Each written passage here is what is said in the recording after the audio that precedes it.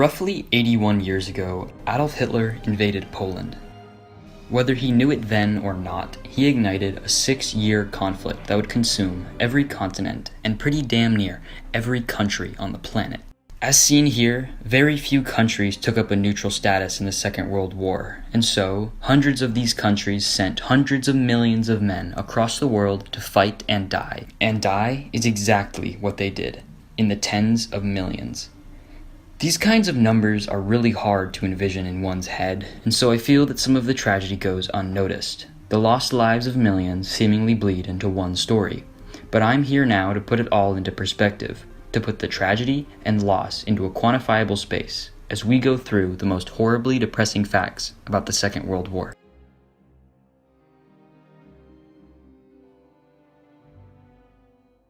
The Battle of Stalingrad is by most modern estimates the deadliest battle of the entire war. In the city and field surrounding Stalingrad, the German 6th Army faced off with the Russian onslaught, and the casualties were immense on both sides. In the months-long conflict along the Don River, an estimated 2 million people were left dead, missing, or wounded. 2 million is yet again another incomprehensibly high number. But to show you how much tragedy occurred along that quiet river in southern Russia, a comparison point is needed. In total, with their 4 years of involvement in the Second World War, the United States lost only 419,000 lives. The English, who fought for all 6 years, lost 450,000. This including the lives lost in their colonies that spanned the globe.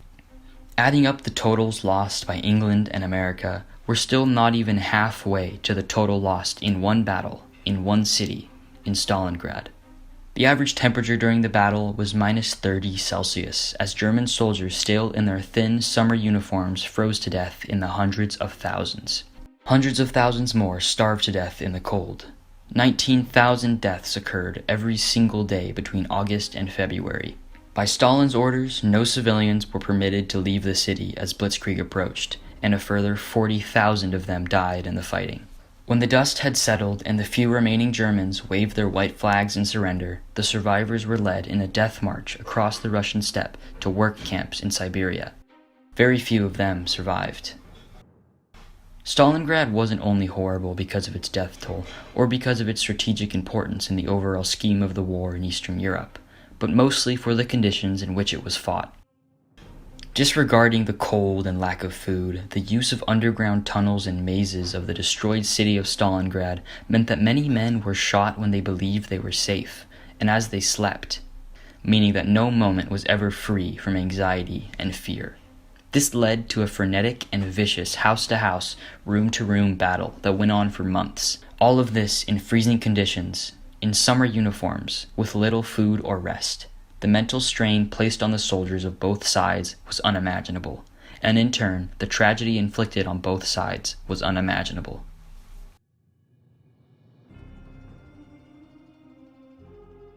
In 1940, the population of the entire world was estimated at around 2.3 billion.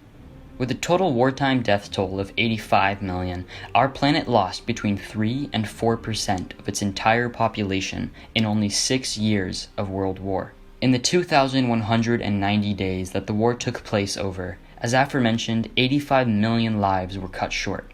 Averaged out, that's a loss of 39,000 human lives every day. Further divided out, it shows us that during these days, a life was cut brutally short every 2.2 seconds on average. Certain countries bore the greatest brunt of this loss, primarily the Soviet Union and the countries that constituted it. The region currently making up the country of Belarus was hit especially hardest, losing over 25% of its pre-war population. Ukraine was hit second hardest, numbers-wise. Still recovering from the Holodomor genocide perpetrated against them by Stalin not even a decade earlier, the Ukrainian people were forcefully conscripted to defend a country that had starved them. After Ukrainian territory was invaded for the 4th time in 40 years, the Nazis committed massive killings of the local population, especially the large Jewish population of Western Ukraine. In fact, I encourage you to go to Google Maps right now and pick any random city in Western Ukraine. No matter the city's size or population, nearly every single one will have an accompanying Holocaust section on their respective Wikipedia pages.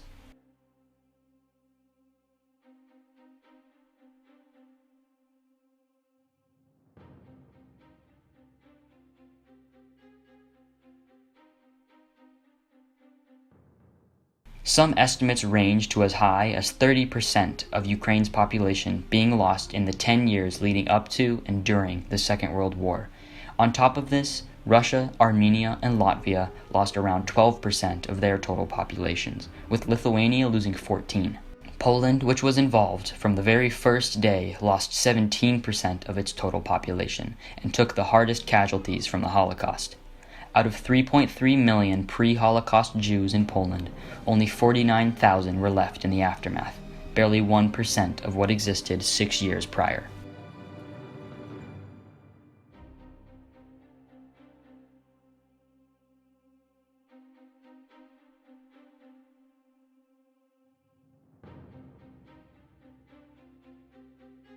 In 1939, mainland Europe had a Jewish population of about 9.5 million. After Hitler's hate tore the continent apart, only 3.5 million of them remained. The Jewish culture present in Europe for more than a millennia was wiped out in only 6 years. Synagogues were burned, and historic cemeteries were wiped off the map. Hitler's fascist ideology was so effective as to turn neighbor against neighbor, as seen in November of 1938's Kristallnacht, or in English, the Night of Broken Glass.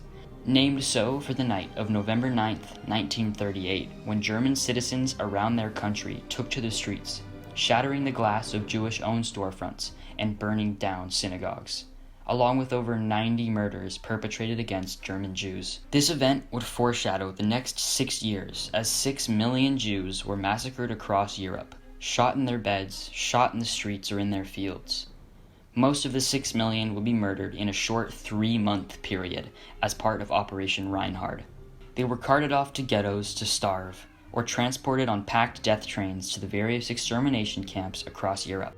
German Jewish populations went from 500,000 pre-war to only 37,000 post-war. In Czechoslovakia, 357,000 to 17,000. 70,000 in Yugoslavia to only 3,500. The story of this massacre rings true in every country that Germany occupied. Every single one lost mass swathes of their Jewish populations.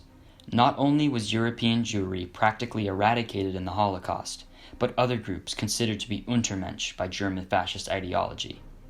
Groups like homosexuals killed openly in the hundreds, up to 220,000 Roma, and 250,000 disabled people. Even those simply of other races like Slavs and Southern Europeans could fall under the title of Untermensch.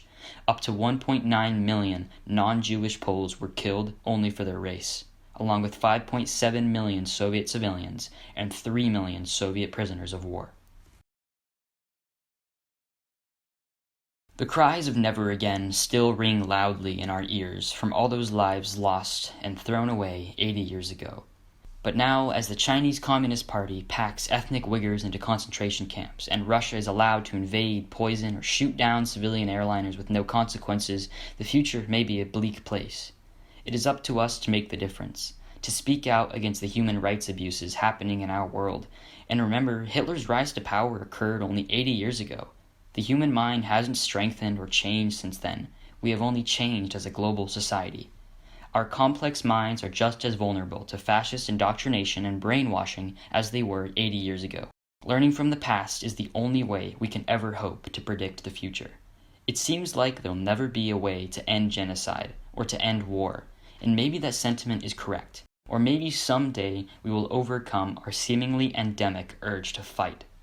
Maybe as technology evolves, communication will as well, and war will be thought of in future centuries as we think of so many primitive aspects of our culture that have been eradicated as we transitioned to a more enlightened technological age. Or maybe the human urge to make war is here to stay, and we'll only get better and better at killing each other as technology advances. We'll never know until we see. Maybe war is as integral to the human experience as tragedy and happiness, but it seems for now that the world will keep spinning and young men will keep killing and dying for what people have told them to believe in. Thanks to you all for watching.